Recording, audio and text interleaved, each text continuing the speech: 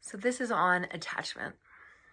Yeah, and we are born the most dependent of any species. We are wired for connection. We are formed in relationship, and we're healed in relationship.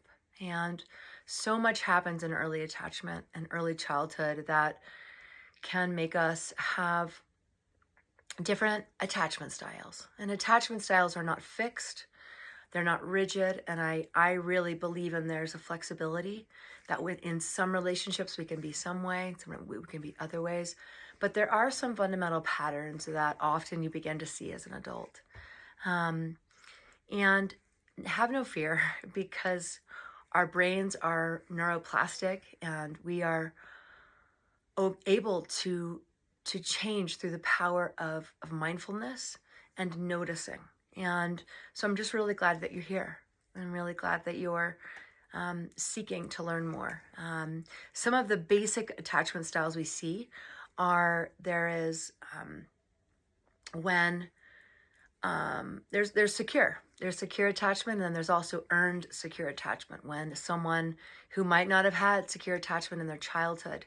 And that secure attachment is when most of the time your primary care relationships are there. They're there, and they're glad to be there. They're present. They're attuned. They're available emotionally to the distress of the child and to the joy of the child. It's both and yet we do not have to be perfect parents. So have no fear. We just need to be the good enough, just as some of the time, most of the time. Insecure attachment is another style. Insecure attachment really comes, there's an anxiousness, and that shows up when the parents are sometimes available and sometimes not. They might sometimes be present and loving, and sometimes be unavailable and angry and upset and annoyed at the child. And the child kind of begins to leave themselves into the space of trying to figure out how to please that parent or partner, because it occurs again later on. And then the avoidant, but so the anxious is really getting their needs met by blurring their own boundaries and being helpful, being charismatic, being anxious about doing it right in relationship.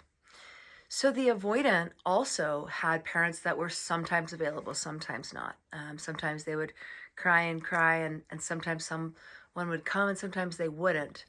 And what they learned is that that when no one came, to minimize their own needs. And through this process, there was a desensitization in their somatic body.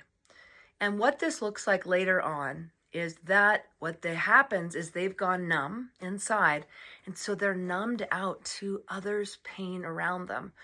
And so what this ends up looking like is that the avoidant has a fear of being inundated, right?